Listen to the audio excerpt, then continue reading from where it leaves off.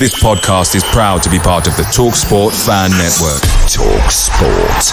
Powered by fans. Hey guys, and welcome to another edition of Extra Time, which is actually our 125th podcast, because obviously it goes out on podcast. And I've got such a beautiful background tonight. I know last week I was sat over in Agadir in Morocco after missing the 6-0 drubbing against Brighton, with a beautiful sunset and the sea lashing on the shores behind me. And, you know, I was due to be out there for like 2 weeks, but Wolves recalled me back after that after that defeat, because we needed to win. No. Obviously, we arrived back Friday morning. Our flight was delayed. Got in 7 o'clock and got obviously back for the Villa game, West Midlands derby, and a fantastic 1-0 victory to become the kings of the Midlands. We've crowned another success over Aston Villa, and it was making Molineux once again our palace. Forgive all the puns for obviously coronation weekend, but we do have, as always, some fantastic guests lined up. We're going to be talking about the game, and I know I got some criticism saying we're safe, but we're definitely safe now. I was always confident on 37 points, but we're now on 40 points. I mean, if you'd have said at Christmas with 3 games to go, we'd have 40 points and be safe, we'd be in dreamland, wouldn't we? We've got some fantastic guests, as I say, coming up as well. They're going to be giving us their points. We're going to be doing the man of the match. We might actually have one this week, performance rating, highlight of the day, moment of the day, and any talking points. But we'll also be looking ahead to Man United, and also be asking now we are definitely safe, what changes, what should happen next. I'm delighted to bring onto the show to start us. First of all, the voice of reason, Jack. How you doing, mate? Evening, Dave. Evening, everyone. A lot better than we were last week, aren't we? Absolutely. And we've got young Hoops, who's come on. And I see the Wolf has not had a chat. He is facing forward, but he's insisted on the same outfit. Is that because of the look or something like that?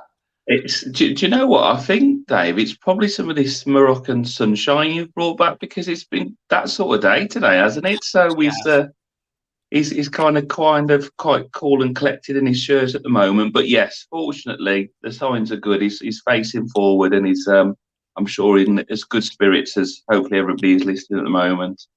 Absolutely, mate. Absolutely. Well, he's looking pretty cool. He's got a big beaming smile on his face. He's happy to be here today, that's for sure. And of course, last but no means least, I'm surprised he's actually not at the coronation concert with King Charles and Queen Camilla. That is the man, the myth, the legend, Lord Jason Guy. Hello, my friend. I'm really glad that you could drop out from the concert to join us tonight, my friend. Well, I had a party down the road in Treacle, so I took Jonas down. Olivia, I said to you guys in the green room, Olivia's away on intensive therapy in Poland for 2 weeks. So I've got my boys. So we went down the road. I've had a few beers, but I promised to behave, Dave. Hey, mate, I like it. When you went out, I had a few beers. Just whilst I'm on, as you say, Olivia's, you've got two young kids. I know that your lad's been kicking the ball around with you and stuff like that. But young Olivia, you do a lot of fundraising. If you want to tell people about the charity, but she's away with her mom in Poland at the moment, getting some specialist treatment. Yes, she is. So she goes for a lot of intensive therapy, not only in the UK. So we go to a place in Oxford called Footsteps, and a lot of their more specialist therapists are from Poland.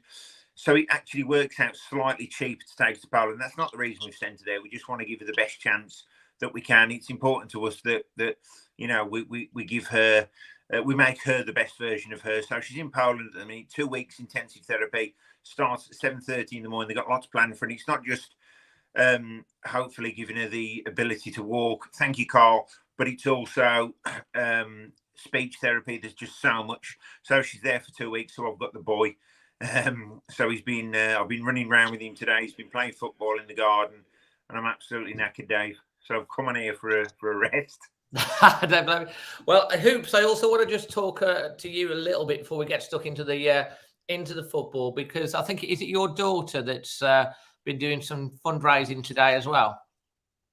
Yeah, so been a busy day as well for myself, and as Jason says, really, you know, I've also got 2 young girls, and my eldest, when she was 1, we faced some challenges when she was diagnosed with a heart condition which is called tetralogy of Fallot.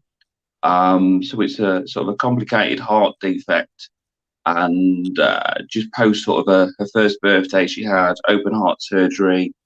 Spent some time in intensive care and has made an amazing recovery. So she's still under consultation, but I thought it was really poignant today because I've done some fundraising for them in the past because of my daughter, that she's now 6 and she's doing well. She's very active. You know, people who follow me see all the walks that she goes on with me, and we had the chance for her to do a mini run herself. So I went along with her today and ran 1.5 kilometers, and that was our way of saying thank you, really. So, you know, she's doing well, but we know that we're lucky because perhaps there are others that aren't doing as well, and ultimately we're going to need, as we have done, you know, that consultation ongoing all through to her adult life. So, you know, being there today, seeing the crowd, their stories, you know, but I think just for me, from the point where, I don't want to get too emotional here, where we got the diagnosis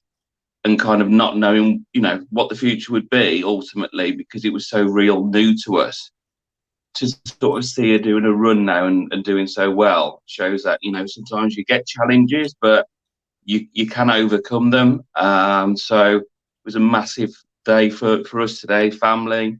So anybody who has sponsored, then thank you, because from someone who's been there and continues to use the hospital and the amazing work that they do, it goes such a long way. So there'll be many people perhaps on this call or listed who know people that have needed or will need Birmingham Children's Hospital, and they are fabulous. So it meant a lot for us today to say a little thank you, really, from us. Mate, I think that's wonderful. I mean, you've got Jason there, who's obviously a fairly new dad as well, with 2 young kids as well. And like you've seen your daughter, that's I know we're here to talk about football, but some things are so much more important in life, family and stuff like that.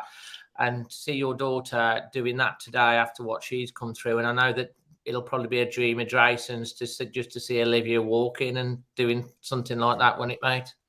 Oh, listen, absolutely. And you're right, Dave, that yes, we are here to talk about football. But listen, we've all got different stories. I'm quite vocal on social media about mine, but there's so many people who've got so many different stories. And I think it's so important, not only that we share them, but we all come together and embrace them as well, because we're all different. And my daughter's different, and et cetera, et cetera. But you know what? It's and thank you for giving us the platform to do it, Dave, more importantly. No, I mean, as well, Hoops, Keith's there, who'll be probably coming on the show a little bit later. Sutty, as many of you know, he wants, was going to come on to how can people donate to that link. If you could tell everyone, and maybe write it in the comments as well, if anyone feels that they want to make a donation. She did it today. Obviously, I've seen the videos and stuff. I shared it off my Twitter, didn't I, as well for you? Yeah, that might be a good place to start. And if you follow Dave on Twitter, I think you've quoted a tweet today which has the link. The full address on Just Giving is justgiving.com /fundraising /Florence Rose 6. So that's the full address. But there might be people listening who can pop that in the comments, or I can do that retrospectively.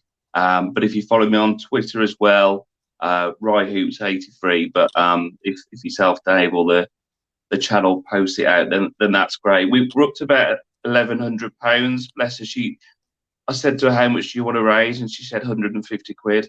You know, it wasn't and now we're at sort of 1100, and it's just incredible. And thank you, so that means a lot. I don't want to talk too much about it because it's been an emotional day, but I welcome you talking about it, because hopefully, if someone sees my kid doing what she's doing now, it might just inspire other people to say, well, things can change, and Mate, exactly. I mean, the one thing is, like, obviously we talk about Wolves, and we are gonna get stuck into the football and stuff like that. But I do like to use the channel to sort of highlight good causes and things like that as well, which are really, really important, because the Wolves community is such a fantastic place, and they always, get behind, the different elements of fundraising. And, just seeing like your daughter doing that today is amazing. I know all about, obviously, Jason. I'm a massive admirer of Jason for what he does, for what he raises, what he's been through in his life, and the things that he does. It's quite emotional, and like he keeps on going with the fundraising, which is just incredible. And of course, Manny as well, with does a lot of the fundraising for Dementia UK. And as you may, I've not probably put it out on Twitter yet, but I will do it at some point. My mom's just been diagnosed with Alzheimer's, which is a form of dementia. So it's all of these things go to helping people. You never know when you're going to need that help yourself. Jack, do you want to just come on in on both of those just before we get cracking with the football? Yeah, no, absolutely. I think what Jason and Manny and Hoops do is fantastic. I think, sometimes, we talk about football, it's quite tribal, isn't it? But actually, we're all one big family, aren't we? And you never quite know what people are going through behind closed doors. And it's great that guys can be open about it. And, just working in education and working in schools, I see, kids coming through with all kinds of difficulties and needs, and they're all fantastic, and their attitude is spot on. And, there's no barrier to what you can achieve. I really think, with the right attitude and the right support in place, there's no barrier for Olivia and for Hoops' daughter to achieve whatever they want to do. So let's keep the fundraising going and see what we can do. Yeah, absolutely. And just one final thing as well. Andrew Knight puts this up on the screen. R.I.P. Vicky. That's in reference to Vicky Wright. Vicky Wright, she did message me quite a while ago about the pancreatic thing, and because we'd had her on the channel 2 or 3 times promoting the Billy's Boot Room, and I had quite a few chats with her on the phone and messaging her and stuff like that. And a lot of us went to didn't we? We went to the Prince of Wales in Cannock to see the story of her father, Billy Wright's life, and she was so proud of her dad and her family and stuff like that. And it was a wonderful evening, and she was just so full of life. And every time he spoke to Vicky Wright, she was always larger than life, so happy, so nice, so kind. And I don't know what age she was, but she's not a massive age. And it's so sad that she's been taken with the same illness, I believe, as the legend Billy Wright. So just before we do get on to the football, and I think just want to from our channel just pay our respects to Vicky. God bless her, and our thoughts and prayers are with her family and friends at this sad time. And I know the whole of the Wolves community had a lot of love for her. So it's a sad loss for all of us. Right then, let's get stuck into the football. Who wants to kick us off first? Do you want to go first, Jack? The voice of reason. Jason, do you want to go? I was just going to jump in on the Vicky Wright thing, Dave. I was with you when we went to the Prince of Wales Theatre in Cannock. I'd also seen the performance that she put on in at Molyneux. And you know what? It is a sad loss because Vicky was such a really lovely person. I was fortunate to have her on the podcast twice. I had her in Tales from the Tape as well. And she was so proud of her dad, and how she kept his legacy alive was incredible. So rest in peace. So sad. Such a young age. But such a beautiful lady, inside and out. So to the game. Listen, I didn't go yesterday because I was looking after my lad, right? So I'll give my ticket, sold it for charity. So I got rid of my ticket, and I did watch it on a stream. I didn't know what to expect, Dave, on the basis that, listen, I went to Brighton last week and that was an absolute nightmare from start to finish. We didn't do anything right at all.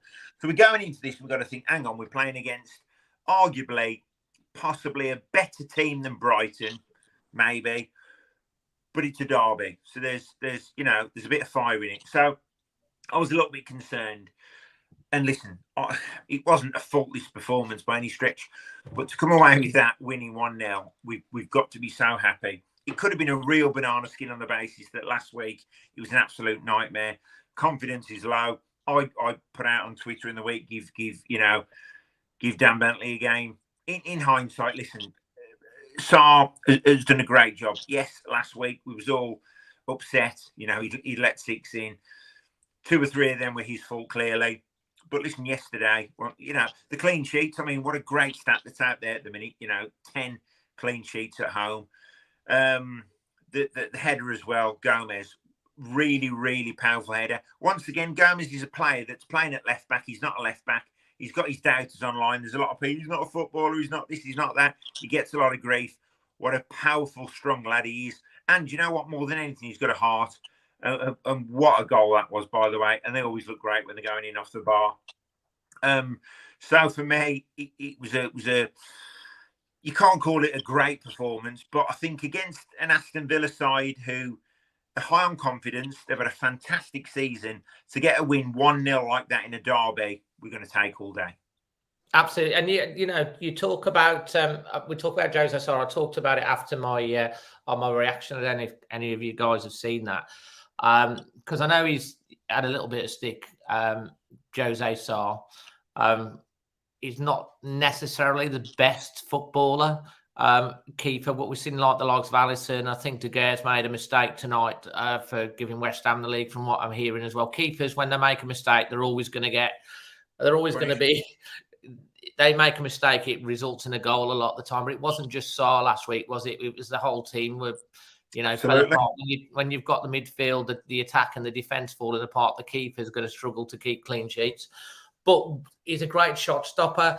And, at 1-0 through a crowded penalty area, I'm not sure who hit the shot from Villa. It was going into the corner. It's a fantastic, in my opinion, world-class save that Jose Sarr made, to get his fingertips on that and touch it round the post.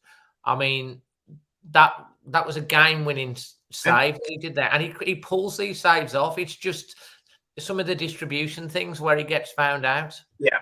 I mean, keepers are different nowadays. So years ago, it was all about, obviously, shot stopping. That was or coming out for crosses. And it's a different game now. There's certainly not as many crosses in the box as there used to be. But keepers now need to be more handy with their feet. They need to be sort of playing from the back. And yes, he has been a bit, we can get frustrated with them at times, but I think we get frustrated with the whole defence. At Brighton last week, as I said, I was quite vocal on it. That was the wrong time to do it on the basis we're 4-5-0 down. We're low on confidence. But yesterday, listen, that's how they earn the money, shot stopping. He's kept another clean sheet. I was critical of him last week, but then listen, it's the response. It's we lost 6-0 last week. Then the response, we win in a derby. We've got Sarr, who played very, very well, and I think all the players. There wasn't one player yesterday who you fault. It wasn't a faultless performance, as I said, but there was everybody performed, and we was definitely worthy of the 3 points.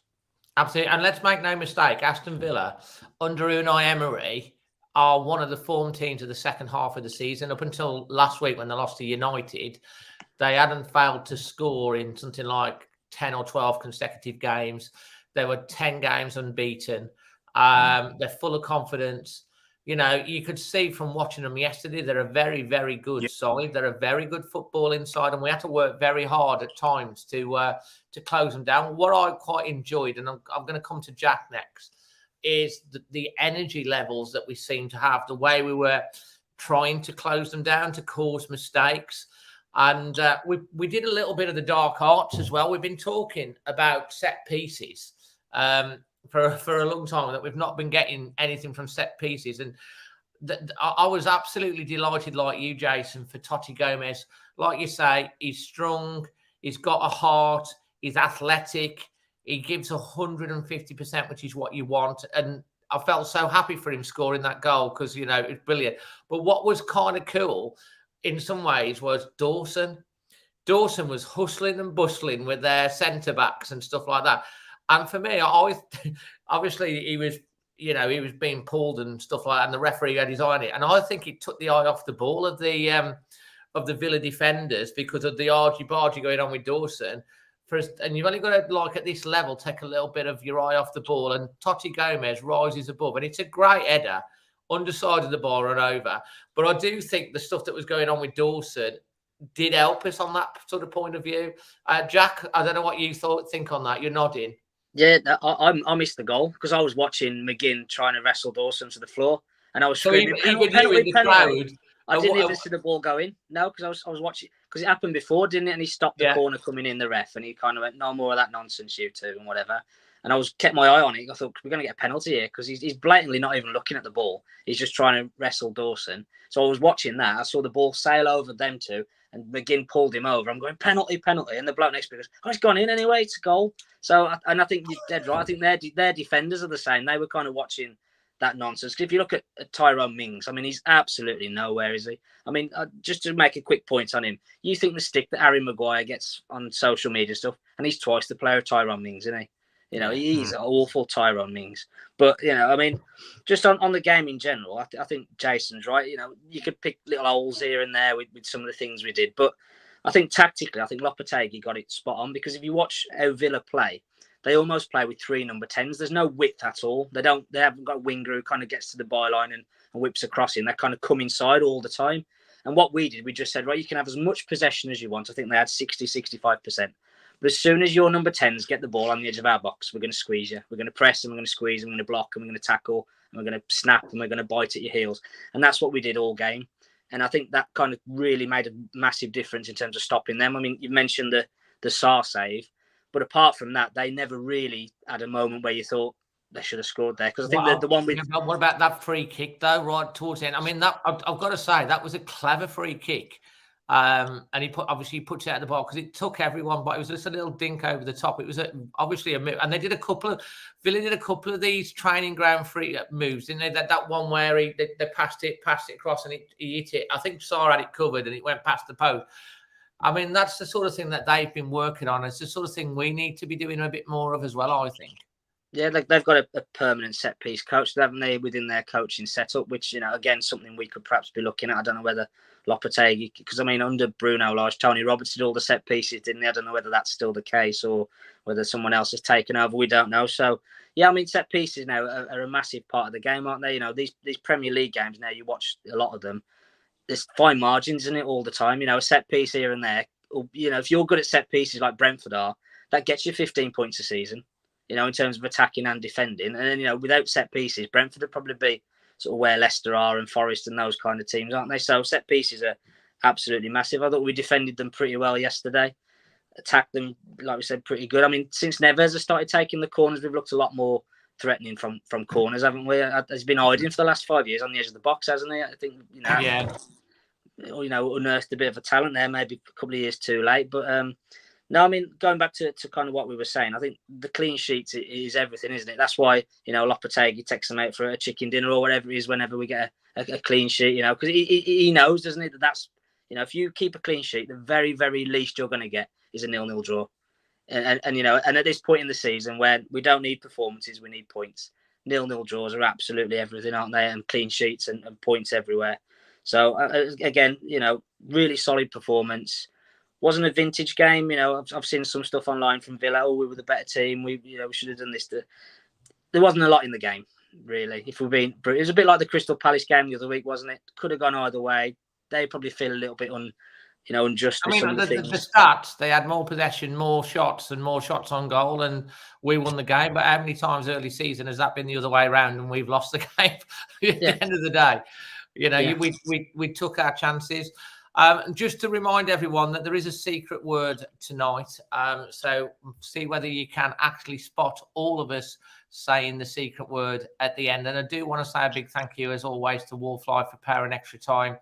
Don't forget to get your life insurance quote or your mortgage quotes from them. If you want to message always Wolves, hit the link in the description or drop me a message and I'll put you in touch with them, a local Bilston company. You've heard what Jason's had to say, and Jack Hoops.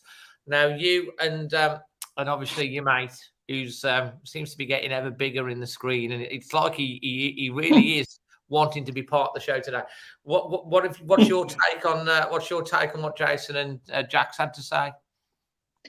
Yeah, just to really echo the double J's, really. I mean, as we've sort of alluded to, Villa are a bloody good side, and begrudgingly and delighted because I when I came to the ground, I timed my walk coinciding with the Villa fans coming in, and lots of mind the gap and all this sort of stuff. So I was absolutely chuffed that we seem to be their bogey side, really, which is great. But in context of the game, yeah, I mean, you look at the possession. I think we had like 38% possession. But then, let's go back to when we were successful with Nuno. We weren't particularly a possession side then. We were quite happy being counter-attack because of the players that we've got, and also to the earlier point, because we do look more of a threat on set pieces. Martinho will be leaving this summer, and he's graced us with a lot, but not particularly great corners, if I'm honest. So, to Jack's earlier point, really, with Dawson in there, and I mean, I thought it was interesting. I saw Keith Hackett, the former ref, say maybe there should have been a penalty before the goal, but anyway, that's an aside. We got the goal, which was the most important, and overarching is again the 3 points and the clean sheet. So. If we look at the games this season where we've won it at home, there may have been slightly better performances than the one we saw, but I think the opposition is still very good. As you said, Dave, I think they're one of the top sides. If you look at 2023 in Europe, you look at the spine of their side. They've got a fantastic goalkeeper. McGinn, I think, is a very, very good footballer. Always looks dangerous. Ben Diaz is a very tricky player. And we got Ollie Watkins as well, and what we could do with an Ollie Watkins, if I'm honest, someone who works the line so much and has been scoring goals. So they were always going to be a threat. But it was, as I think Jason said, it was all about reaction, wasn't it? And I think we got that. And there were some fantastic performances across the line. We'll perhaps do that when we do the match summary, but overall, a fantastic win. Yes, ultimately we were safe, but we didn't want it to linger over anymore. And where we're at now is a very good position. And we'll come on to how we perhaps want to see things from a fan perspective on the last remaining games. But it was just a great afternoon, wasn't it, really? So great to get, I wouldn't say the bragging rights, because ultimately they're still whatever 15 points ahead of us or whatever it is. But, it's always good to get one over on them and see some good signs going into the summer.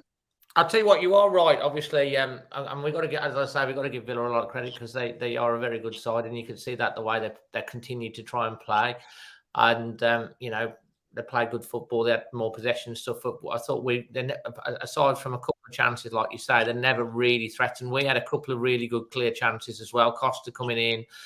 We had a shot from Kuna that just went over the bar as well. I thought Neto looked dangerous and started to look, he's going to be a big player for us next year as well. We are going to come and talk a little bit about all of that in a little bit. I don't want you to be like, bloody chickens and not be honest with what you're going to say about who's got to go and who's going to stay and stuff like that, because we talked about it a little bit last week. So you should have made your lists for this week if you've done your own work, Jason.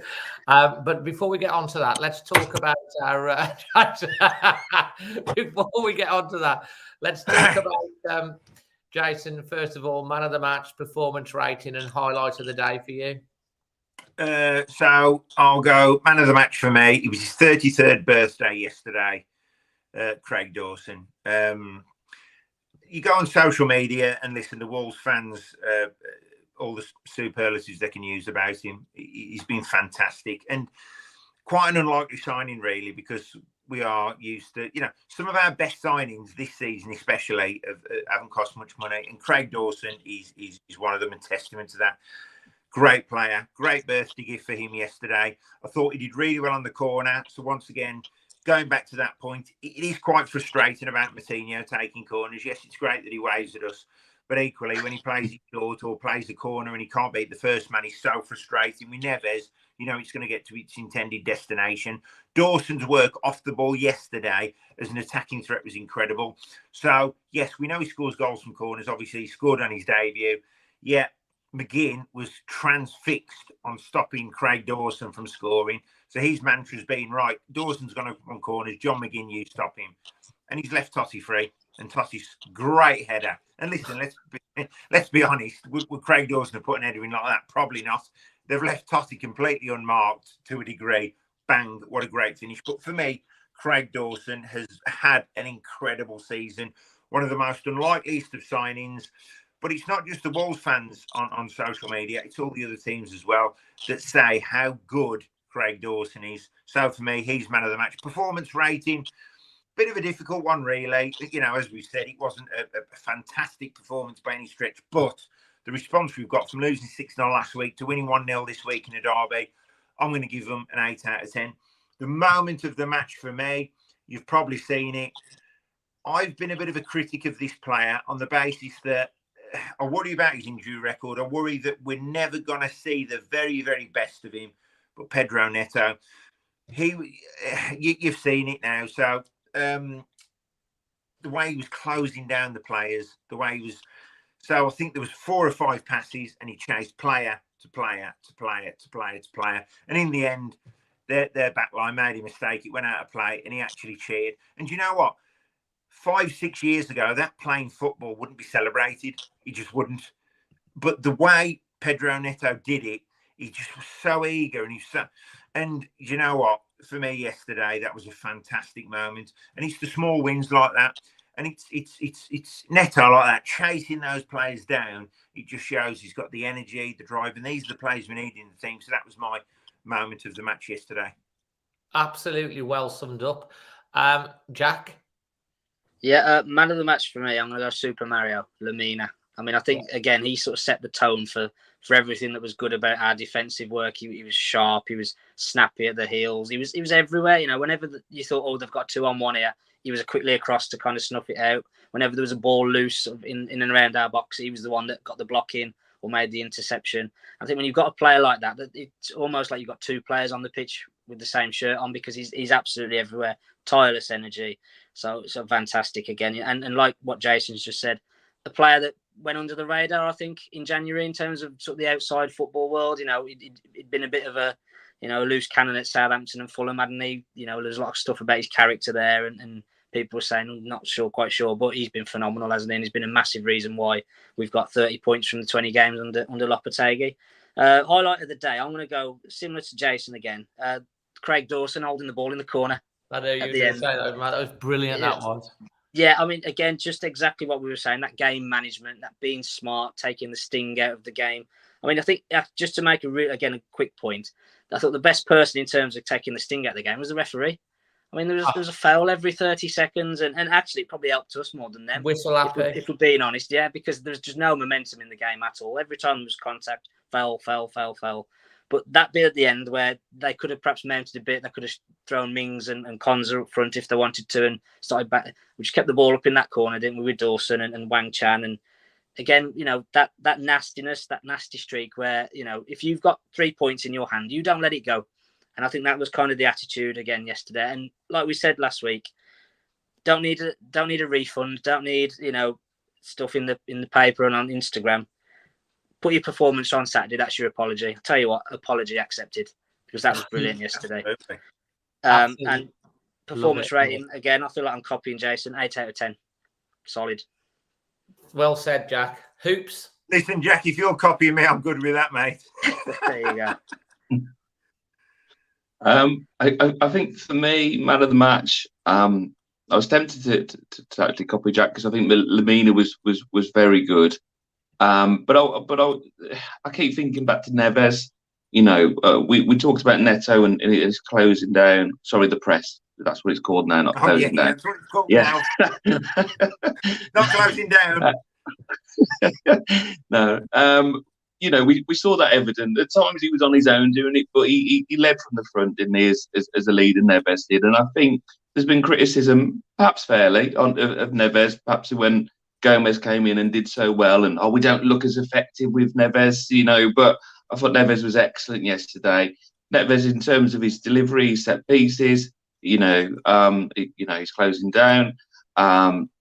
He never chickens away from a challenge. I think all round excellent performance as well. But it wasn't on his own. There were some good, solid performances. I think a mention for Nunes, Mateus. He had an awful game, as we all know, against Brighton. And he stood up and he was in the side and he was excellent again. In summary, Neves, man of the match. Moment of the match, I think that key save from Sarr, really, at 1-0. There's a lot of the game left, wasn't it? It was still quite relatively early, and if that would have gone in, then perhaps we may have seen a different game, and because Villa was starting to control things a little. So that was a key moment. And I'd say 7.5. It was a good all-round performance. The win and the result is ultimately the biggest thing. But yeah, if I'm being picky, probably 7.5. 7.5. Well done. Well said. Right, to finish off this segment of the show, I'm just going to hopefully you've done your homework from last week and stuff like that. Who's looking ahead now? We've got 3 games to go. What should Lopetegui do? How should he approach it? I'm of the view is I don't want to see any of this on the beach malarkey. I want the foot down, full throttle to the end of the season. I want momentum. If he wants to trial a couple of players and to whatever, but we've got to be full throttle. I don't want to be, we're safe and we're on the beach malarkey. But who's going to be leaving the club in the summer for you, Jason? Why do you ask me first when you know I haven't done my homework, Dave? Okay. He wants to copy someone's homework. I want to go last and copy Jack in hoops and pretend it's my idea. Go with Jack. Do you want me to go with Jack first? Yeah, so I can write it down. Okay, Jack, go on. He's done his homework. Yeah. Jason's just the guy next to you in the classroom. Yeah, peering over. Yeah. Come on, Jack. It. Come on. Go on. Your comedy gold, Jason. Absolutely. So, I think in terms of who's leaving, I think we're kind of pretty clear on that, aren't we? I think Adama, Moutinho won't sign new deals. I'm on the fence with Diego Costa. I can see both sides of the argument. For me personally, I probably wouldn't, because I think we do need to kind of get someone else, and the wages that will be on and things. I don't think he'll play enough football to justify that. I think, unfortunately, as much as we all love him, I think this is the time to kind of set Neves free and sort of let him spread his wings and go and play wherever he wants to go. I know there's talk about Barcelona, but wherever it's going to be. And then I think for me, you're looking at people like, I think Podence is at risk because, like we've said before, not consistent enough really for a Lopetegui team. Really, he likes players that are on it every week. Solid if not spectacular. And I think Podence falls well short of that. I think Semedo for the same reason. Like we've said before, good games, bad games, but you need someone who's very solid week in, week out to play fullback in the Premier League. And then the goalkeeper's the other one, isn't it? We said last week about Sarr home and away. At home he's Gordon Banks and away he's Gordon Bennett, isn't he? So it's Brilliant. Yeah. Have you been working on that all week? I've written it down. See, I've done my homework. But yeah, brilliant. Yeah, but I think Lopetegui wants someone who's reliable. You saw last week against Brighton, they just pressed whoever he was kicking the ball to, and you can't have a weakness like that.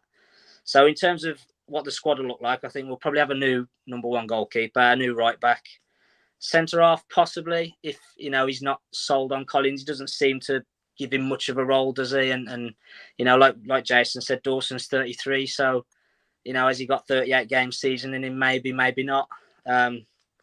So you might want someone there. I think Bueno's going to be left back. I think he's a fantastic player, and you've got Totti who's doing a great job at the minute, which means you can then perhaps sell out Nouri if he's not pulling his weight in training. Midfield, I think there's talk about Alex Scott, isn't there, from Bristol City, who I think is a top talent and would supplement what we've got with Joe Gomez and Lamina.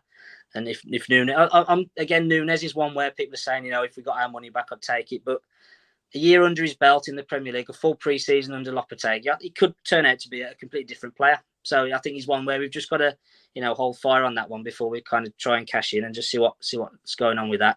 And then up front, again, I talk about Gyökeres at Coventry. Ideal, I think, for me. I've been reading on the Athletic.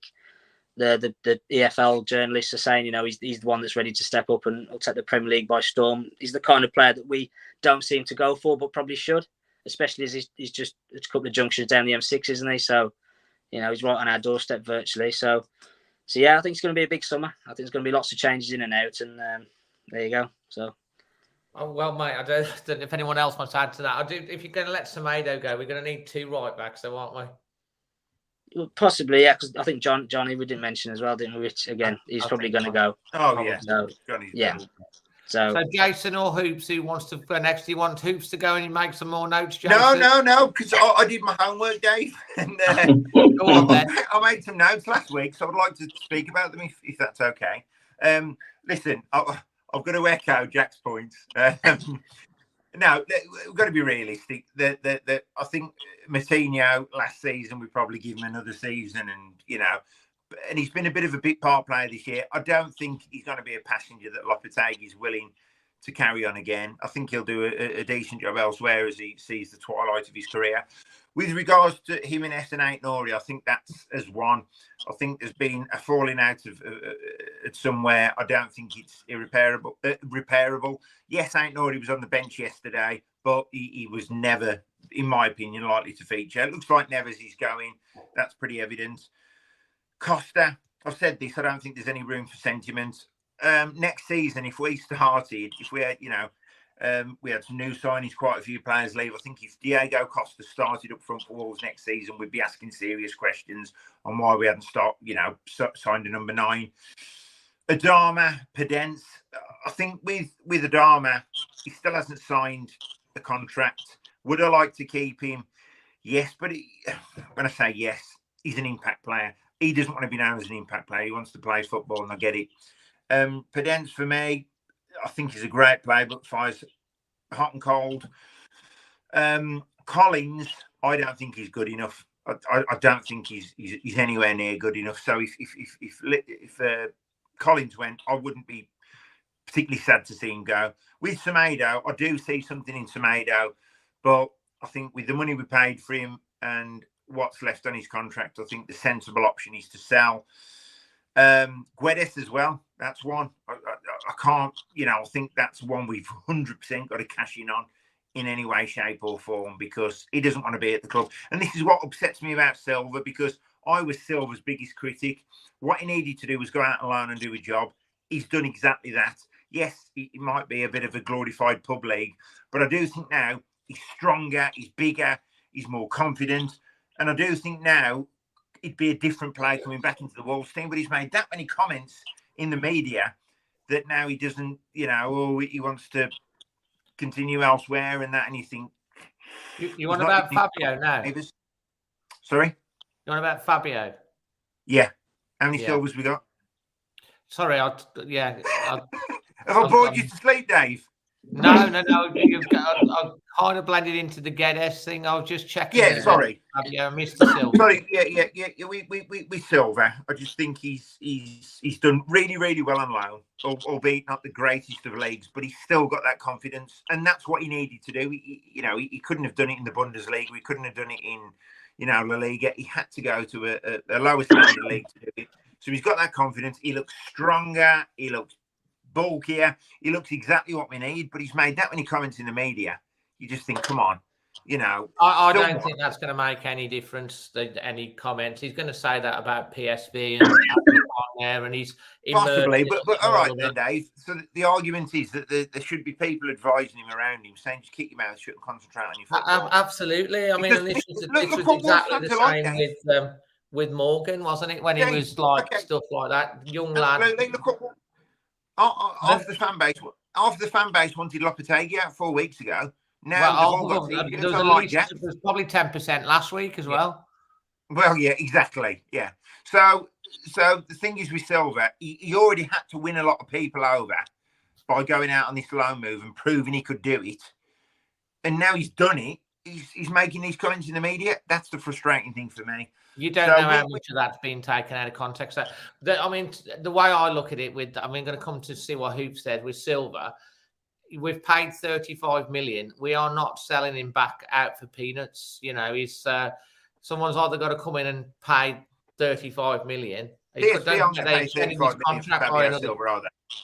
extended his contract by another 2 years. So he's still got about 5 years left on his contract. So, but PSV, for example, haven't got 35 million to spend on him. No, they're not. They're not going to come in for him or anything like that. I think he'll come back. I think Lopetegui will take. Will have a proper look at him for next year. I think he'll be part of the squad for next year. Don't forget we've got Sasha Kalajic coming back as well. I like the guy from Coventry. Obviously, there's the argument about cost. I think we could be sport potentially for choice, but I think they will go out and get another player. But Fabio Silva's he's been scoring. He could be. He is a good striker, and if he's got stronger and he's learnt a lot, he could add something to Wolves next year. Don't forget, he's coming back under a new regime now. Absolutely. He hasn't worked under Lopetegui, so it'll be interesting. Hoops. If you want to come in on all of that and give us your opinion, obviously, let's kick off with the Fabio Silva thing first of all. Yeah, I think the Fabio thing is, how can I put this? I think he probably wants to feel a little bit more love from the club. I think I'm making assumptions here. I don't know him personally, but I think there's a bit of an ego there at play, and he's getting a lot of love and affection over in Eindhoven, and he's enjoyed himself. Where his previous experience, he was kind of just burst onto the scene too soon because of obviously the Jimenez injury.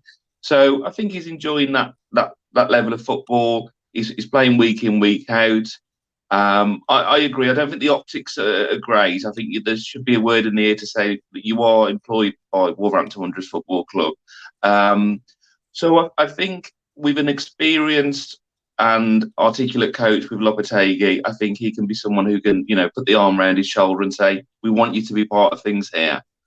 So I think there's a little bit of convincing. I know people say he should need to be convinced, but I think there is probably some convincing we need to do on behalf and say, "We want you as part of the plans," because ultimately, to your earlier point, I can't see Jimenez starting next summer. I know he's not out of contract, but we suspect he'll move away.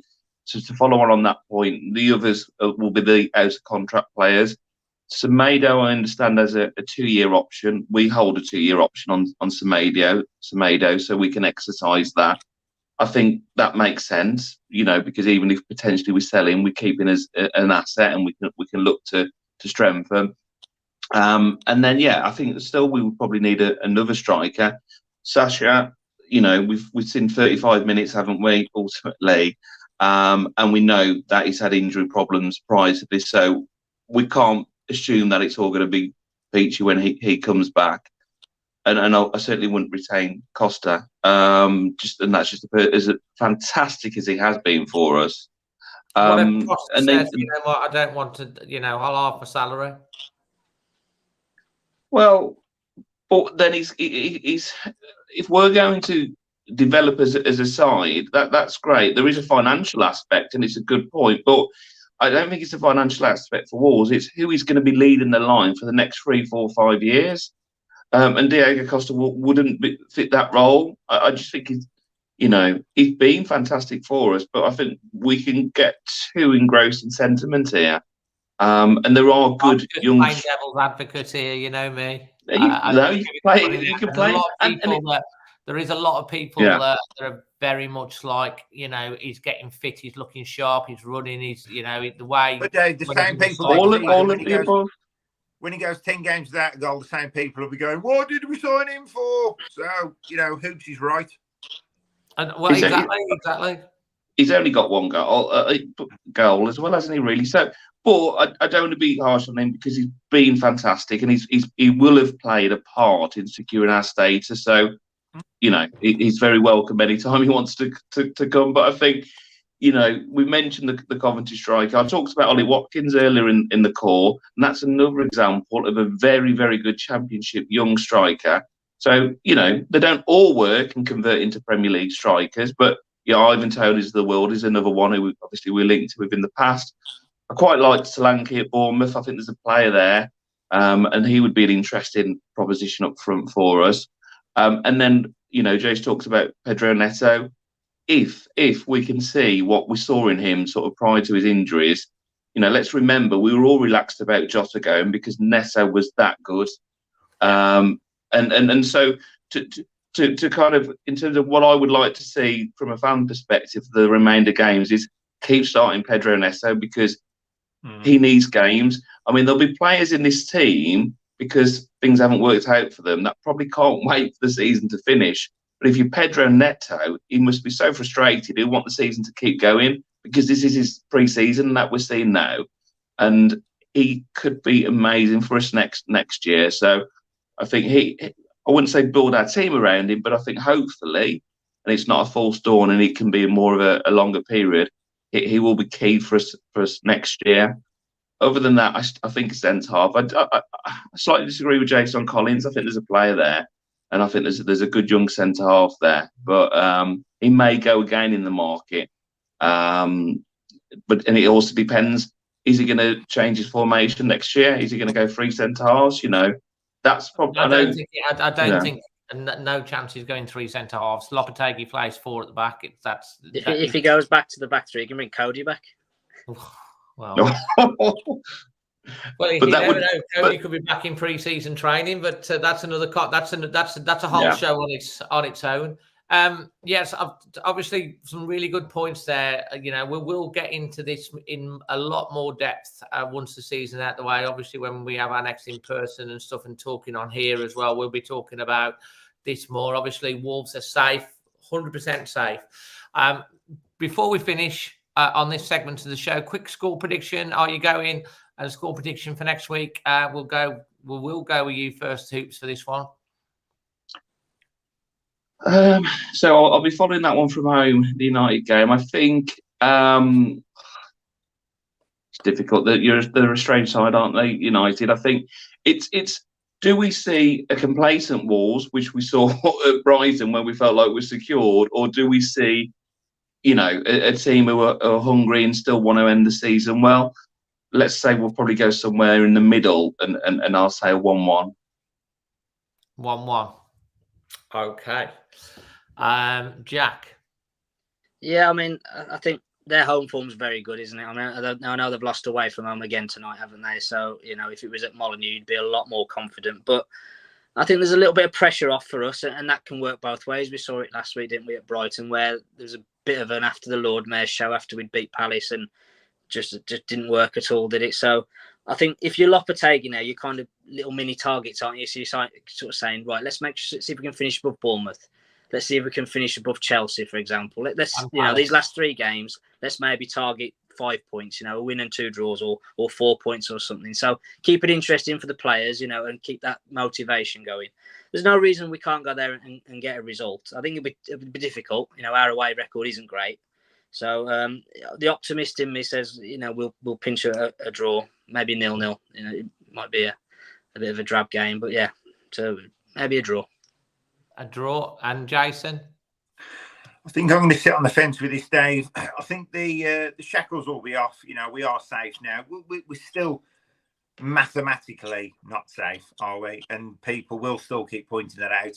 I mean, I think we was safe a fortnight ago, but I think the shackles will be off now. I just want to come in on that because Wolves F1 says Sir Isaac Newton, we still have a 1.4 million chance of relegation. Okay, so that tells its own story, doesn't it? So anyway, yeah, that's a great point, though. I didn't have those statistics in front of me. I'm going for a 1-1, Dave. I'm going to sit right on the fence. And listen, if you go in next week, I'm going down in a minibus with Bully, so Bully's going to be there. So if you're in the concourse, look out for him. Oh, right. Okay. Nice one. It's Bully driving. No, he's not. The amount of white wine he drinks, it's not advisable that he drives next week. No, nice one. Brilliant. Guys, thanks for this part of the show. Much appreciated. Did you manage to catch everyone saying the secret word If not, you've still got two more chances to go as we bring on our next guest. Guys, thank you so much. And I'll, it's good. It's good to be safe. We are safe. I've been saying it. I'm sorry. We're going to be safe. I've been saying we'll be fine. We'll be fine. Keep calm. It's only a commercial. Dave's right again. We are safe, and we're going to go places for next year. Absolutely. But we've got 3 more games to go. Put the pedal to the pumps. Thanks, guys. Much appreciated. No problem. Cheers. Cheers, guys. Always Wolves. Absolutely fantastic as always from these guys. Just before we go on, it's worth reminding everyone that we do have a brand new venue that's opening up in Wolverhampton, and that is the old Civic, the Halls. There's loads of great acts coming up. Make sure you check out their website. For the Halls, we've got lots of things coming up, and it's good to be having the old Civic that's back. And of course, we also have and a little reminder for everyone as well. If you've not already got your tickets for this one, make sure you do get your tickets for the Sir Jack's History Boys as well. The link to both of those is in the description below. And I can see that the producer's coming over. That means it's time for another cup of tea. And before anything else, let's make sure that we bring on Josh. How are you, mate? Well, good, thanks, Dave. Yourself? Absolutely fantastic. Good to see you. And of course, coming up in the second half of the show, which is where he likes to be, we have the man, the myth, the legend, with another one of his cracking tracky tops on, Sooty. The dream team. How you Big doing? Smile. All right, mate. You? How are you, Josh? Good task. You good? Absolutely. Thanks for being so patient. Basically, Sooty likes to come on in the second half, when we need an extra little bit of a push, he comes on. And Josh basically was quite happy to come on. I'm going to start with you first, Josh. How are you feeling? Feeling good. I thought it was a decent result yesterday. Wasn't, in all honesty, too confident going into it. But it was a good result all in all, I thought. I don't think they laid a glove on us, in all honesty. There was the odd chance that Saar saved for us. But I thought, all in all, brilliant result yesterday. Absolutely. And apparently you talk sense and you're a little star, Sooty, according to Paul. What have you got to say to that? See that, Dave? Oh, hold on. We've got new person. Hello. Is that your mom, Josh? Yeah, it is, yeah. Fantastic. Live TV, this is. I'll go on, Sooty. Passport.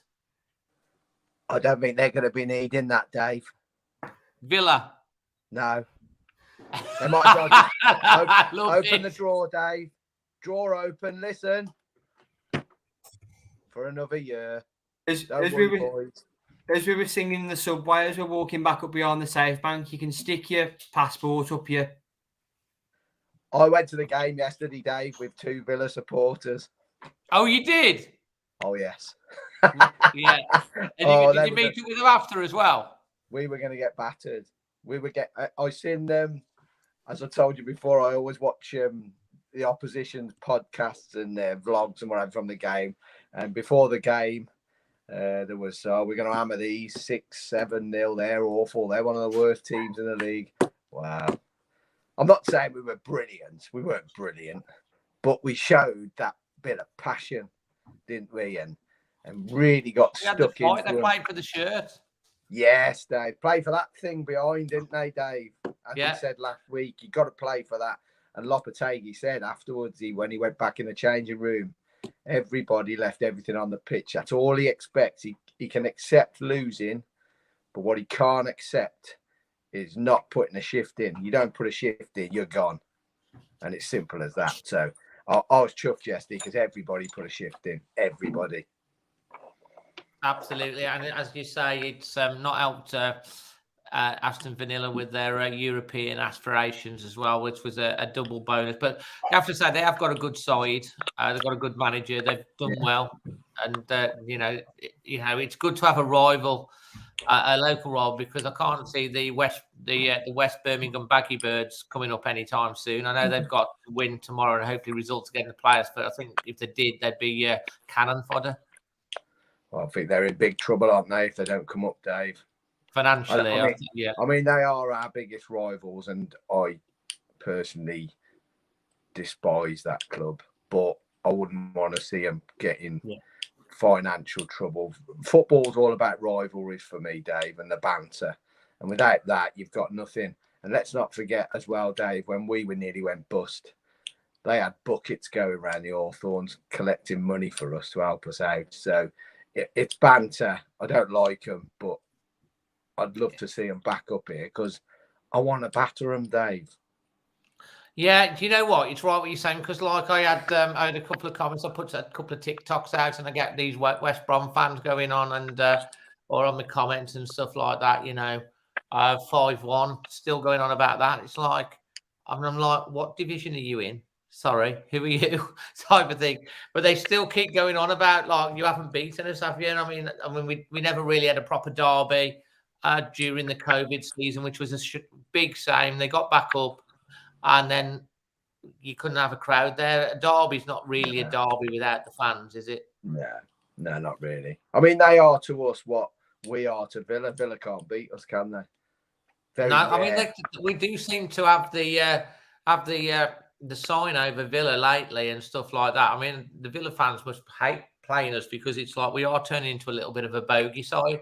And to be fair, Villa's rival really is Birmingham, and our rivals really West Brom. And this Villa Wolves rivalry has all started in the Championship with the Mind the Gap and all that sort of jazz, and it's carried it sort of self over because we don't have West Brom and they don't have Birmingham, so it's got to be Wolves, isn't it?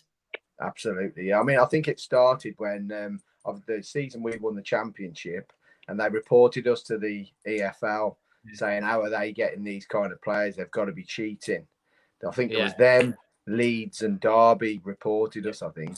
Yeah. Tried to get a sanction from signing players and points deductions and that. I think that's where it really started. Do you remember when we went to Villa? They had that guy that went on WM, didn't he? That Villa guy that went on. Well, they got to play them. They're going to lose that, and we're going to play them, and we're going to win that, and then they're going to play them, and going to lose that, and then he said, and then that gap's going to disappear, and that's where the Mind the Gap came from. Was in that run when we played Cardiff and Borough. Alan, his name is, and he was on there constantly. He's you'll lose to Cardiff, then you'll lose to Borough, then you got Forest at home, you'll lose to them, then we play you, and it's just like, nah, we beat Cardiff, we beat Borough, that was it, season done. Absolutely. Yeah, well, they lost to Reading and somebody at QPR at home the times after. Yeah, they did after such a great result, and then they lost, didn't they? Yeah, they did. Yeah, but it's still they are a good. It's always side. Nice to get one over a Midlands rival. Yeah, they are. Yeah, they've done really well. I think I couldn't believe a stat I've seen yesterday. More so for us, really, that since Christmas, since the World Cup. They've got 33 points since the World Cup, and we've got 30. I cannot believe it. I know. But we've took... People have been raving about Fulham having a great season. People have been raving about how good Fulham season on. Guess how many points behind Fulham we are now? 5 or 4 points. Something like that, are we? I know. Yeah. I mean, everyone was saying that. We've won 7 out of 9. And the 2 we lost was against Bournemouth and Leeds. We lost to Bournemouth. I mean, I've been quite consistent, I think, because I've watched a few of these back this week because I got a few pouters last week saying, you're never happy. When we win, you're happy. When we lose, you're not. Well, quite clearly, no one's happy when they lose. Fair enough. Yeah. But I'm pretty consistent in what I say. In that it's how you apply yourself, Dave. I say this every week. If you go back on every one of these this season, the main point for me is about application and playing as a team and not a team of individuals. And I keep saying it. And when we play well, we play as a team. And when we don't play well, when we're good, Dave, and when we're bad, we're really horrid. bad.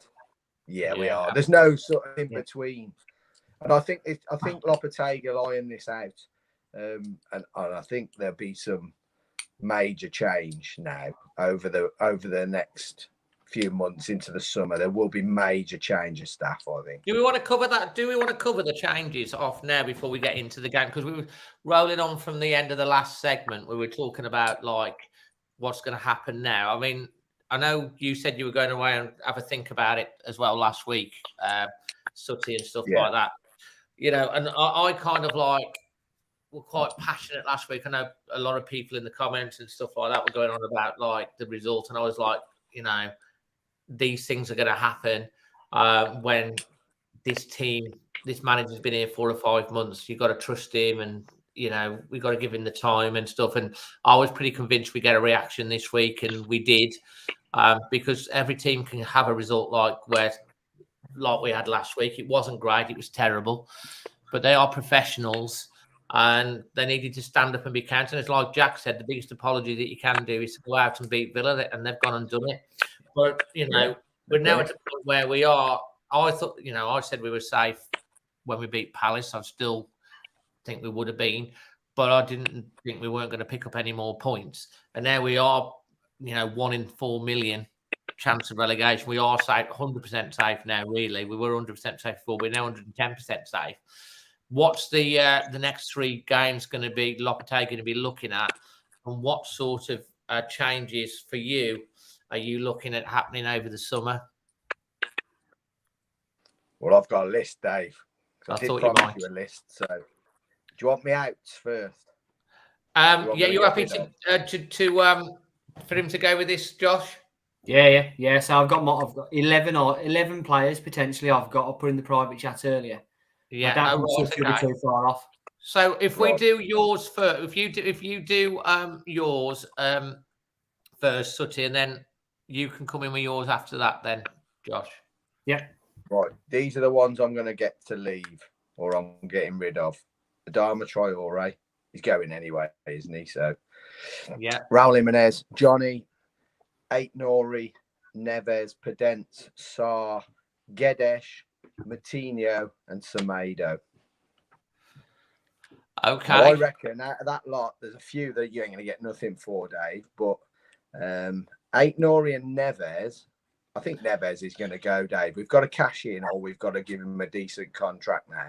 And I think he probably deserves, if he wants to go to play Champions League. Well, we thought he was going last year for definite, and the year before. So, like, he ain't going to. Yeah, I think 1 year left on his contract.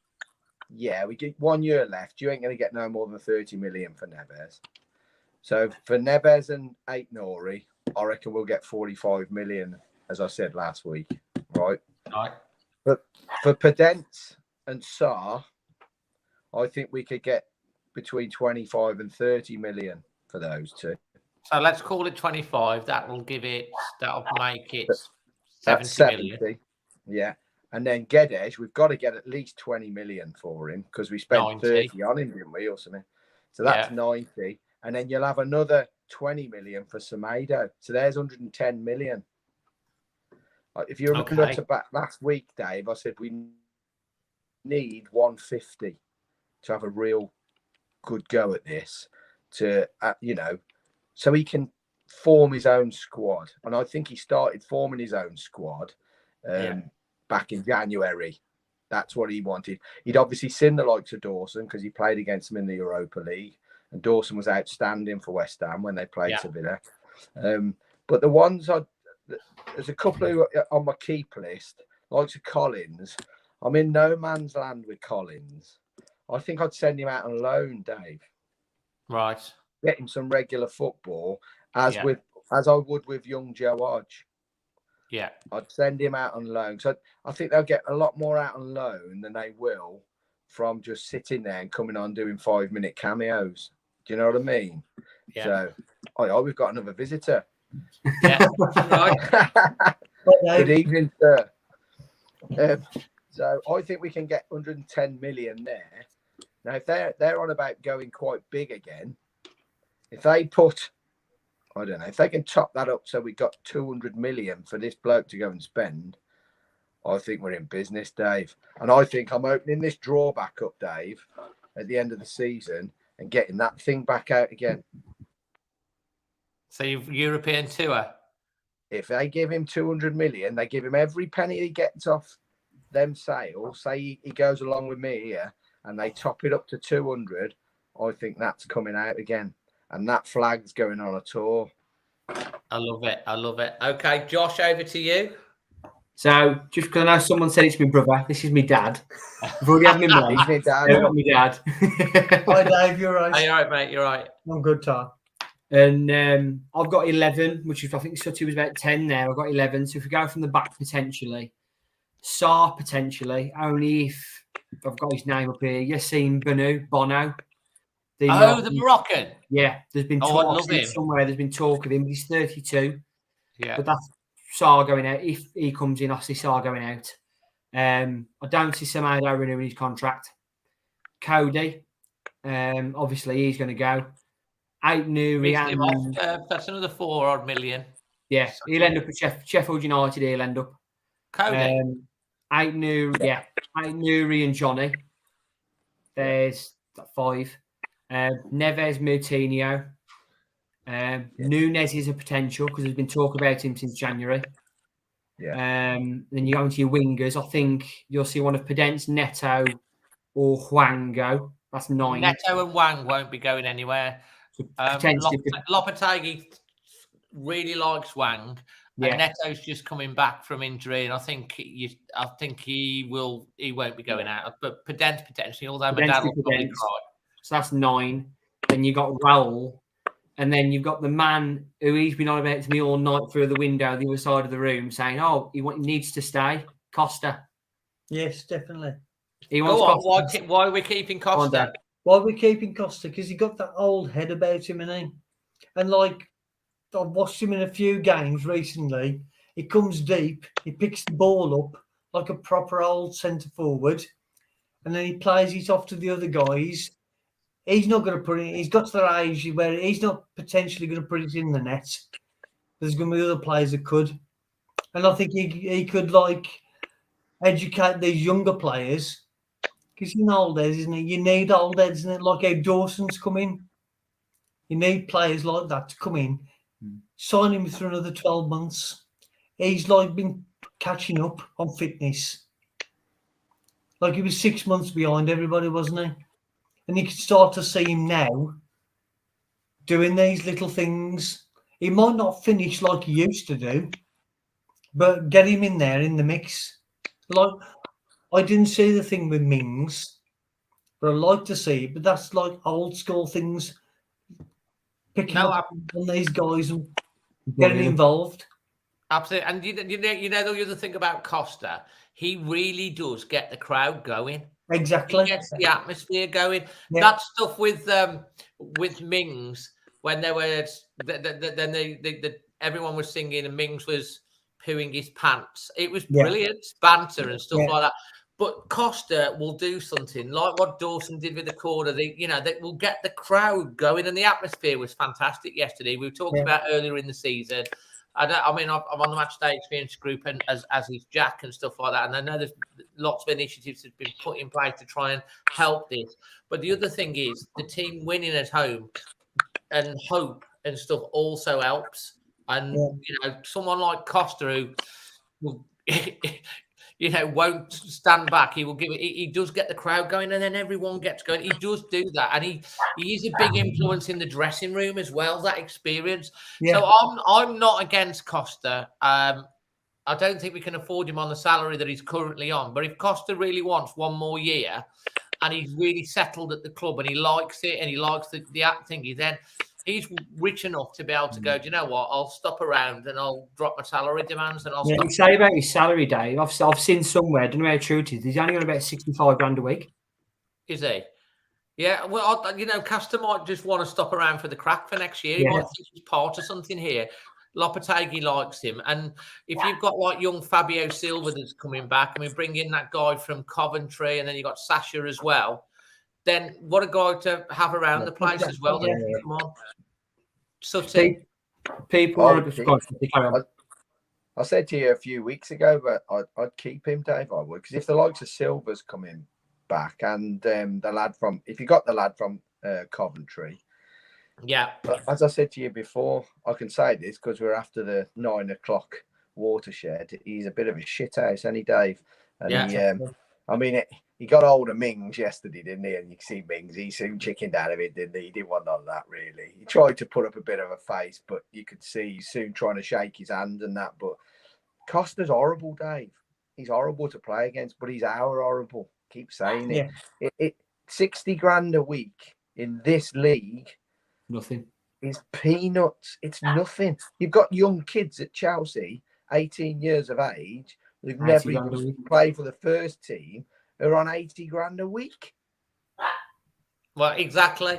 I mean, so it's a bit of a one with the dilemma with Costa and stuff like that. But I'm kind of on the side of what you've been saying. Is like it's taken him 6 months to get up to fitness. We've got him up to fitness. If he can keep fit and take this, he looks hungry for it. He's never been the quickest player in the world, right? Never, right? Teddy Sheringham, well, he could barely run, Dave. He played till he was 40 because he got a brain. He knew how to bring players into play. He gathered the ball. He's strong. First thing he wants to do is lay it off and hit the box. Now, if you've got somebody like that, you've got a chance of scoring goals, Dave, because they're prepared to put themselves in the position to, at worst, get on the end of it and miss it. Sometimes it's going to go in, and I reckon if he gets really, really fit, Dave, I'm not saying he's going to be our number one striker. I'm not saying that at all before anybody jumps on board and says we need better than that. I agree. We do need to look at the future. But what I'm saying is, if, say, we had a cup run, he'd be great in a cup run. He'd help you out in the early rounds of a cup run. Imagine him playing against lower league teams, be vile. And then all of a sudden, if he got you 8 or 9 goals in a season, that 60 grand a week is well worth it. I'll ask people a question in the chat, and I'll ask you guys as well.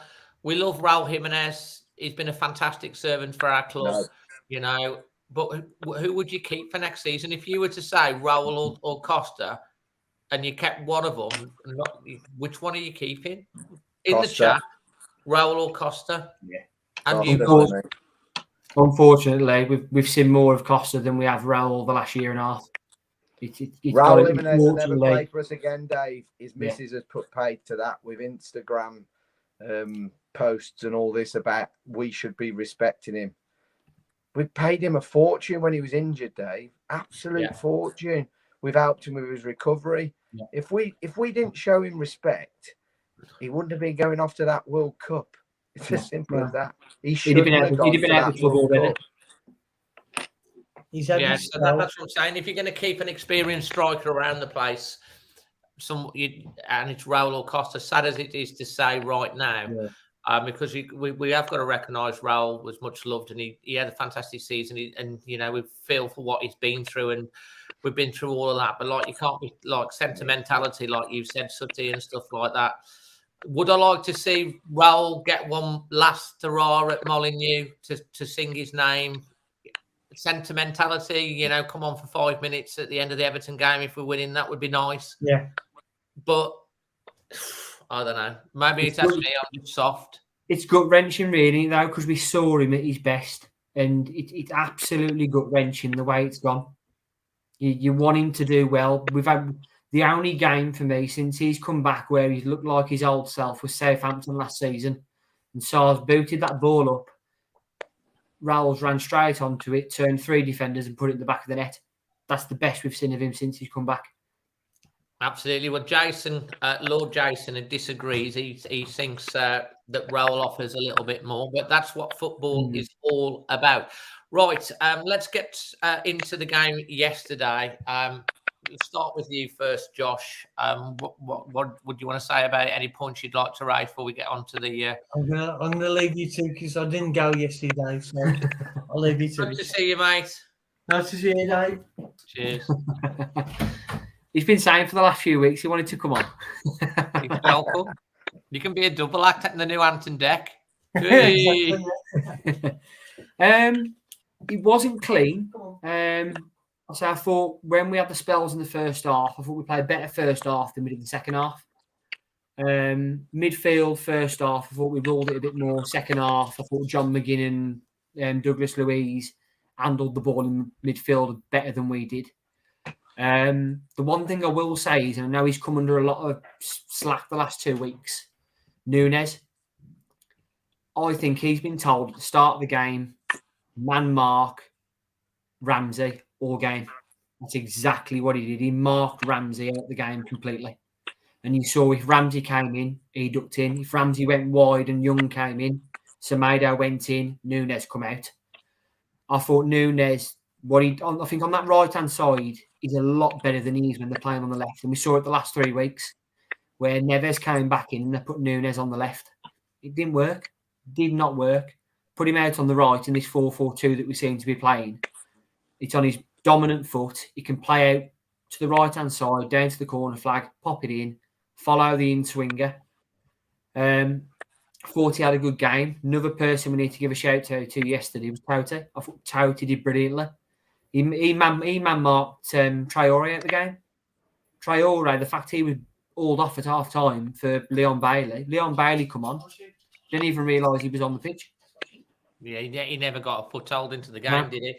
You make that's some really good points regarding that. Talking about the midfield, you've got to also think the likes. We've got Boubacar Traore, Chiquinho as well. How exciting was Chiquinho when he was running? Thought he was brilliant, and then obviously got injured. So we have got other young players coming forward people coming back from injury that we've got that Lopetegui will be able to do something with next year, and they're both exciting players. I'm not so sure that Núñez will go. I think obviously Neves will probably go this year. I think we're all expecting that. Barcelona probably. I know that's where he wants to go. I'd rather him go abroad than anywhere. I think Núñez is on a 5-year contract. I'm not so sure we'd let him go unless it was something like 65, 70 million because we paid 42 million for him. In fact, we can say we signed him for 42 and Liverpool were touted in January for 45. We're not going to sell him for 3 million extra. If they want to buy him, then they're going to have to cough up the money. So I can't see him going. But I do think we've got the midfield. I think we'll bring someone else in. Lamina's good. Joe Gomez, we've seen good bits of him. Boubacar Traore. We've got some good young talent there. They'll bring in someone else. What points would you like to make about the game yesterday, Sutton, that stood out for you? Great atmosphere, Dave. Yeah. Obviously, it's nice to put one up on your noisy neighbours, your illustrious neighbours. Did you know they'd won the European Cup, Dave? No, I hadn't actually heard that. Is that right? What year was it, Sutton? In 1982, they won a European Cup. Incredible. I'd go on about it all the time. I'd never shut up. Anyway, Dave, yesterday, it wasn't pretty, was it? Nothing needs to be pretty now, really, Dave, does it? We mustn't lose sight. Where are we in the league now, Dave? Are we back 13th? I think we're back up to 13th, aren't we? Same as Palace. Yeah, I think so. Palace are on 40. Can we catch Chelsea still? Let's have a look. I'll bring the table up and put it on the screen. Hold on. Let's just. Chelsea are 2 clear. Here it is. You can see it. So that's the table as it is at the moment. So we're 13th on 40 points. The same as Palace, got a better goal difference. Chelsea got a game in hand, 42. Fulham have got a game in hand, 45. They've lost 3 on the row. I know Chelsea won at the thingy. Bournemouth, just above them. Fair play to them. West Ham now on 37. Look at the gap now between West Ham and the bottom 5. Yeah. Each place, Dave, that you go up is roughly 2 million quid. That's correct. So there is something to play for. When people say, Wolves got nothing to play for, there is something to play for. Because if you earn another 4 million quid, that's a player's wages for a year who's on like 80 grand a week. So that's a decent player that you can get in to pay for his wages. So there's always something to play for. But like I said, it wasn't pretty, but it was the polar opposite against what we saw the week before against Brighton. We applied ourselves, crunching tackles, never give up. Epitomised by Dawson in the corner and Neto fist pumping the crowd after he's gone from one side of the pitch to the other. That's all we want, Dave.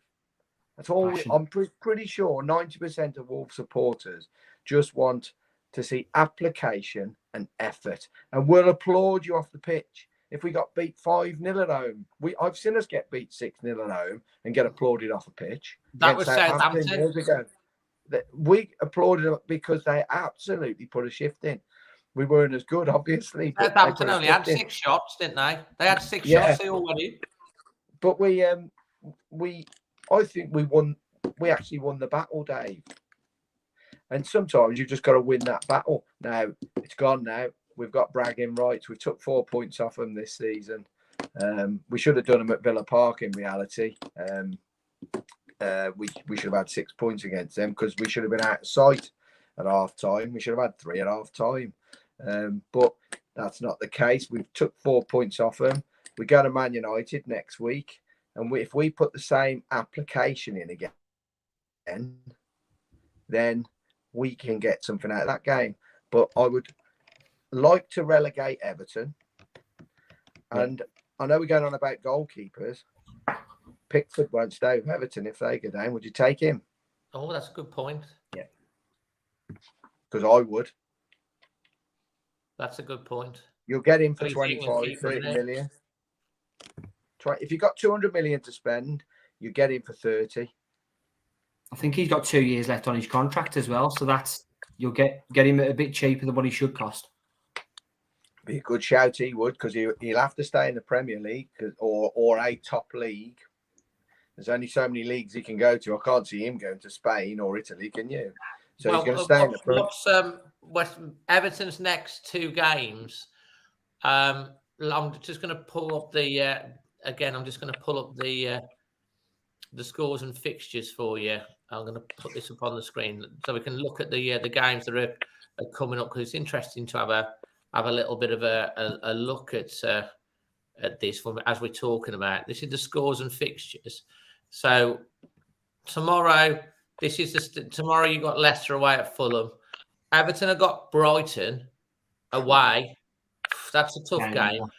Forest, Southampton. If Forest don't win that, then they're gone, I think. But going on to tomorrow, Dave, you've got those 2 fixtures there. If one of Leicester or Everton lose tomorrow, we're mathematically safe. Is that right? Yeah, because who lost yesterday? Who was in the bottom 3? Who the bottom 3 now? Leeds, that's it. Leeds are still on 30. So we only need one more out of those all 4 on 30 to lose tomorrow. Yeah. And that's it. Well, Everton's next match after that is Manchester City. Yeah. Dave, they're finished. They're gone. And then we could seriously relegate Everton at Molineux. And there's a few Evertonians that have been saying, Wolves will be on the beach. That they won't be so fired up for it. I think they'll definitely. Neves, captain of Wolves, last ever game for more than likely will be at Molineux against Everton. The irony is his first ever game in the Premier League at Molineux was against Everton. Look, Dave, I quite like a trip to Everton. I think it's a great place to go and watch football. I love it. And I think they're a great club. I've nothing against Everton. But from a selfish point of view, I cherry pick their goalkeeper if they go down. And that's it.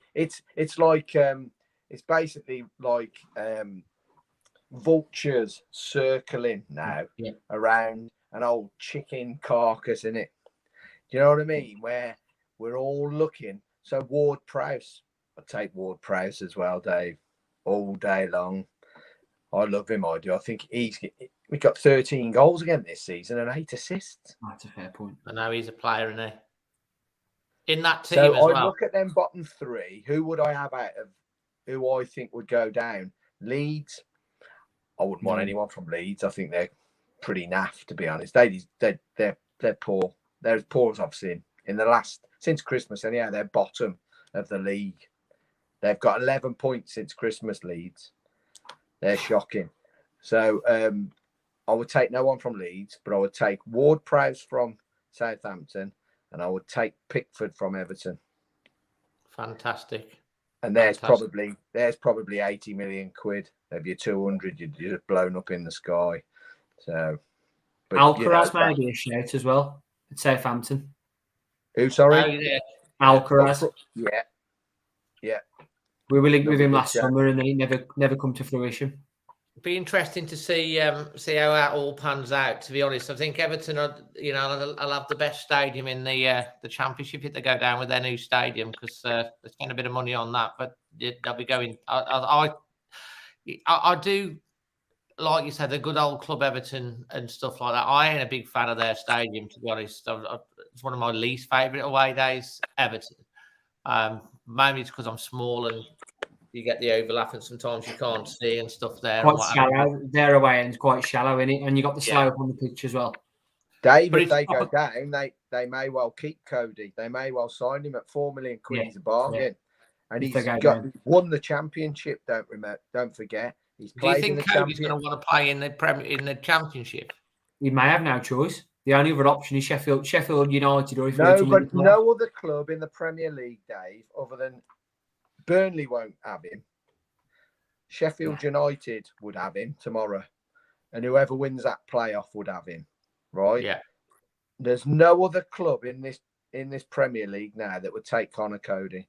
If he's not good enough to get in that Everton side, he's struggling, Dave. And this is the trouble. You've got.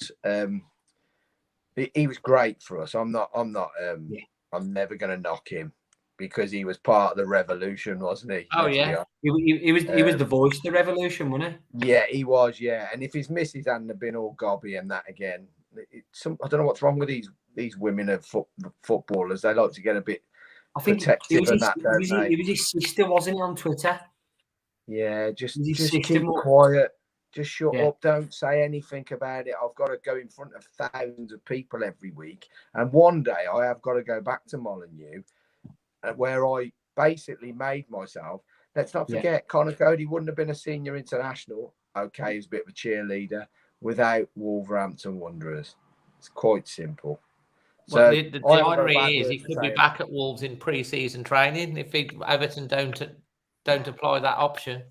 Well, he ain't going to sit on the bench. He ain't for Lopetegui. He wouldn't sit on the bench for Bruno Lage, would he? He didn't want to fight for a place, so he ain't going to come back here to sit on the bench. So he's better off going to the Championship. That's how we look at it. What is he, 31, 32? 31 now, So he's got 3 decent years left in him. He's not going to want to sit on the bench. As well, I don't think he outs Dawson from the team. No chance. Well, Dawson's a centre-half, Dave. Yeah. Connor Cody's not a centre-half. Can't play in a 4. We all know this. He can't play in a 4. He's bloody useless in a 4. You might as well play me in a 4. And you alongside me. I think you'd have a good job. I think you'd do all right. And I was bloody useless. So you might as well play me, because he's good when he's got time on the ball and spraying them long diagonal balls. But when he's the last line of defence, don't do it. It's like a horror show, Dave. It's going to be interesting to see how all that pans out in the next few months anyway. Josh, performance rating, man of the match and highlight of the day. And your prediction for Man United? Going off what the others have said, I know they're like 7.5, 8. I'm going to go with 7. I did think first half control, but it wasn't a clean win. But we do need these dirty wins here and then to give it. They can walk back into the change room and go, we've won there. Didn't play too well, but we've got the 3 points. Same as we did a couple of weeks back. Moment of the day. And I can't split the two. The first one was, I've personally thought at this point, he thought he was coming off. Neto. He moved from the centre circle to the far side of the pitch. And then thought he's coming off. We didn't make the change. He runs down to their right back. Runs to the 2 centre halves. Runs to Dino at left back when he come on. Dino didn't know what to do. He panicked straight away. Oofed the ball. Neto won it. Neto kicked the ball off him and it went out for a throw-in. And his reaction, it's what you want to see. And then that's up there for me. I've got to go with a double with Dawson. Ran through their strikers, ran through the midfield, ran through the defence, He's on goal to go for an assist, and he goes, "Now you know what? Corner, holds the ball up and gets a throw in from it." Those 2 points have got to be a building block for the whole squad. Fight for every ball you're after. Well said. Well and said. then man of the match for me, Toti. Toti Gomez. I think he had a good game yesterday. And he got the goal as well. Yeah. Okay, Sutty. I'm just going to echo what Josh has just said there, really. Dawson. I think what set the tone for me, Dave, was Costa getting hold of Mings and saying you got no chance. We talked about this, didn't we? Got the crowd really going. Yeah, you got no chance today. I'll pump this 32,000 up here, but I've done a lot more than you have in world football, so you're not going to ever intimidate me. So don't even try. So he sort of ragged him round a little bit like a rag doll, didn't he? And then Mings sort of crapped his pants and offered a hand of apology almost. So that set the tone really. And then Neto fist pumping the crowd, and Dawson getting a corner right at the death. But I want to put a quick shout out to Stuart Atwell for 3 minutes of injury time. Superb. Thanks very much, chap, because there was about 8 there, I reckon. That's the first game this season a ref. The amount of fouls we give away that should have been a foul and weren't given. There was the one, Nunes rips Louise on the floor, no foul. You're like, how's that happened? Yeah. Atwell was shocking yesterday.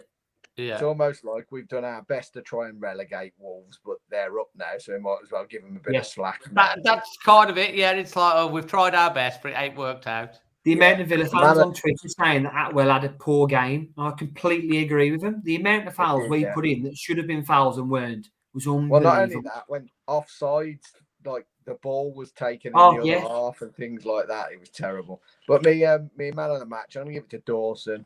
I like Dawson. He's not the quickest. He's a proper centre half. He'll kick the living daylights out of you. He'll put his body on the line. He's nothing flash, but he's what you want as a centre half. He don't care who he plays against, Dave, does he? He's going to kick you in the air. Any chance. Yeah. He's going to leave a little bit on you and a bit more.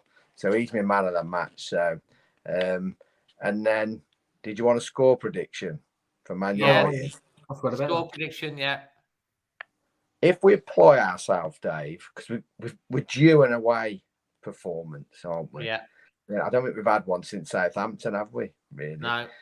So if we apply ourselves, I think we could really.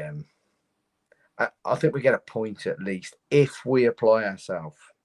If the team that turned up against Brighton turns up, well, it's going to be horrible. But if we carry on from this, which I hope we do, I think we can get a point at least, Dave. Okay, a point. And Josh? My heart is saying, like Sutty says, a point. If we apply ourselves like we've done at home, especially with the 2 stats I've read today, if we can apply that to United game, we should get a point. But my head, after the fact they've lost tonight, I want to say a point, but I can say my head is saying 1-0 then. But I'd love a 1-1 draw personally. Okay, well, because they've lost tonight, there's going to be a lot of pressure on them as well next week, so that could play into our favour if we can frustrate them to start with. I don't think we need to go gung-ho like we did against Brighton at the start of the game and leave ourselves open. But I'm hoping that the players, and I don't think Lopetegui is going to be letting them off the leash and going, do you know what? He's going to want to finish the season as strong as possible, because you saw the momentum that we had going into the end of last season and how it carried on into this season. And you've seen the momentum that Newcastle had. And let's face it, Newcastle were in almost identical position to Wolves this year, and how they finished this season and how they've kicked on. How they finished last season, then how they've continued to kick on this season. If we can emulate, a little bit of what Newcastle have done last season under Lopetegui, who's a quality manager, and the board, have got to back whatever he needs along with the recruitment team. I'm sure they've got targets and plans, and there's things afoot already that they've got this on. But like, he needs to be rewarded. He's done his job that they brought him in for. He said to them, I'll come and get you safe. If you listen and back what I need, I'll get you safe. And when I get you safe, back me again, and I'll get you European football the year after. And we'll try and win a trophy, or we'll go far in a cup. And if they do back him, and let's face it, I think they've learned a lesson from the Nuno era when they dropped the ball and they took their eye off the prize and they thought, yeah, we're all good now. We're established. You ain't established in the Premier League if you don't continue to move forward. Look at Everton. Look at Southampton. They're an array of talent, and they've sold and sold and sold their soul, and they're going to get relegated. You know, Wolves have got out of it because we got Julian Lopetegui. I think we dodged a bullet with the other guy who's now at Rangers. Beale. Yeah, he didn't want to come, and then Lopetegui's coming. I worry where we'd be if we'd have got Beale. Actually, I don't think we'd be in this. We'd be safe. Lopetegui is like a Nuno. He commands respect, and if you don't give it and you don't pull your weight, you ain't going to be lasting very long. So the board back him in the summer.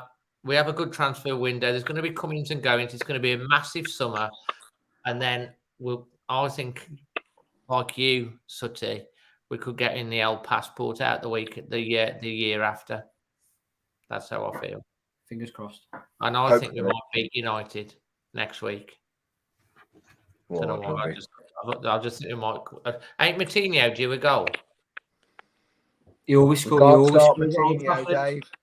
Hey? Can't stop Moutinho. No, I'm not talking about starting him, but I can see him coming on and scoring. He likes to score against United, doesn't he? He does, yeah. He's done it before. But I think whether Lopetegui's been listening to you and watching the podcast, because since you've been highlighting it, he's been bringing Moutinho on to control the game at the end of the match. And Adama. He said it for the last 4 or 5 weeks. I think if it doesn't work out for J-Lo, then we should seriously think about putting in an application. I'll be running around Molyneux with his flag on my back, mate. They give me the job. Fantastic. Guys, I hope you've enjoyed it. If you didn't catch the secret word, it was chicken. And the relevance was to the coronation chicken. So if you didn't catch it, the secret word this week was chicken. We'll be back after Man United. Obviously, the match vlog, as a few of you said, where's your match vlog, Dave? I'm shattered. I didn't get it until 7 o'clock after coming back from Morocco on Friday, and then it's been busy, and it's bank holiday. So the Villa match vlog will be out about 4 o'clock tomorrow, so you can sit back and relive it. And it's about 10 minutes long, and it's a cracker. So guys, thank you so much, and you guys in the chat. We've had over 200 watching live the whole time through. If you're brand new and you're new to the channel, please hit that subscribe button and hit the bell. You'll get notified for all the stuff. If you enjoyed this tonight, take a second to smash the like on the video, and if you're listening to it back on podcast, it'll be out on Monday morning as always. From myself, Josh, Sutty, and the rest of the team, God bless you all, and always Wolves. Night, people.